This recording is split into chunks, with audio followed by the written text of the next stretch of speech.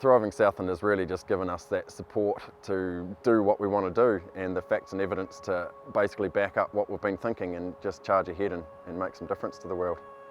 Thriving Southland was brought about by a cross-sectional group of farmers, and they were listening to, there was a lot of noise around, there's a lot of change coming at farmers, there's a lot of information coming at farmers, there's a bit of a negative vibe around, and they thought, there's got to be a better way of looking at this, and a positive way of facing our challenges and looking to the future. And Catchment Groups were already there, so Catchment Groups were out and about doing their thing, looking at innovation, inspiring each other, and I suppose Thriving's role is actually to help that and to increase that, to bring in more information to help them solve their own problems.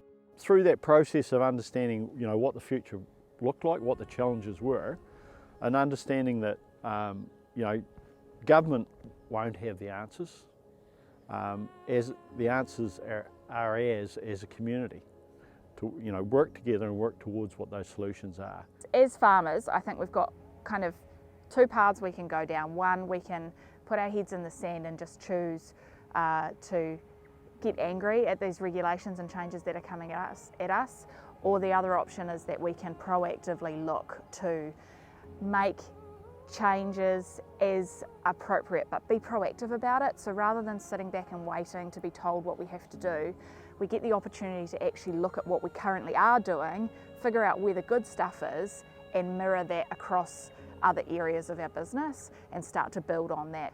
Other people who are, whether it's the neighbour doing something that's a little bit cool, a little bit different, we can actually figure out whether that's being beneficial to what we want to develop to stand on our own 2 feet as good farmers now, but also in the future, and make sure we're environmentally sustainable, but also financially. We're about enabling and supporting catchment groups, using those innovations and solutions that come from our rural communities and our farmers, looking at the challenges but coming up with solutions, owning them, using the resources and the excitement that we have within our community to really build on it for an exciting and a sustainable future.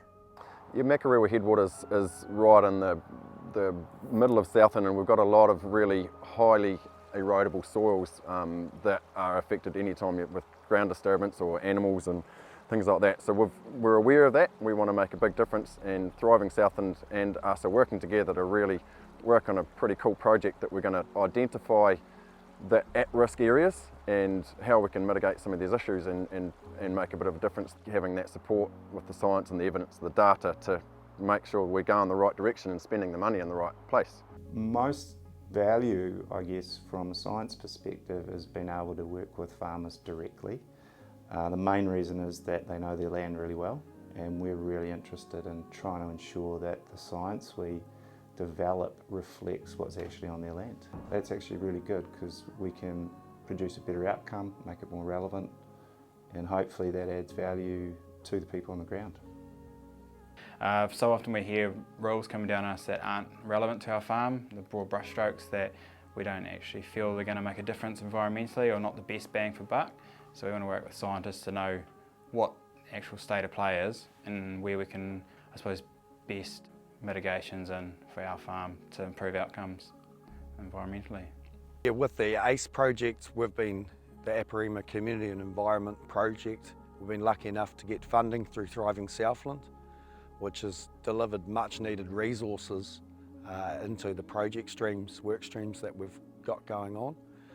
That has included the stream walks, which we've just completed stage 1, and we've got those rolling out over the next 3 years. They've managed to get really good community engagement there and good learnings coming out of that. We've got 4 other work streams that are being delivered over the next 3 years, and these are exciting work streams: sediment traps, future farming.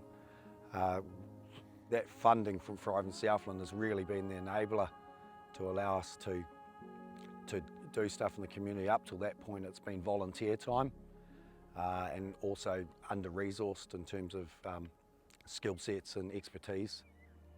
From when we first started as a catchment group, trying to fly a flag and trying to grind away as volunteers, and then having the support now of Thriving Southland wrapped around us, means we can connect with a whole lot of other catchment groups, but we're also finding heaps of cool synergies in what other groups are doing, and like-minded people, but also similar catchments where we can really understand what they're doing and not double up, but also make sure we're sharing that knowledge and findings, but also as far as encouraging other farmers to join the groups and get involved.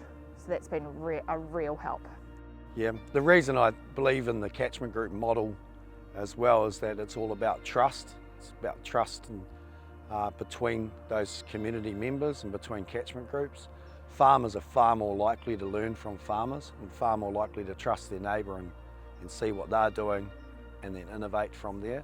And when we get the innovation on top of innovation, with farmers getting together and sharing ideas, that's going to be the real success story. This is all about ground up, learning together and going to the next level and banking those wins.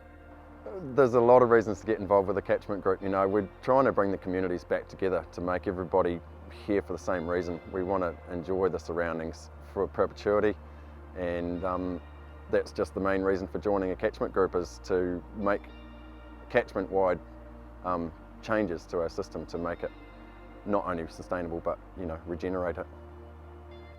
Catchment groups work. I love going to a catchment group meeting and seeing the people that turn up, seeing the smiles on their face and the excitement they have about the idea that is specific to them but applies to so many, that they're passionate about developing and working through to the end goal of a better and exciting future for their farming communities and culture. You look out there and you see what the catchment groups are doing with their communities and the innovation that's happening. We can see there's a real positive future for Southland.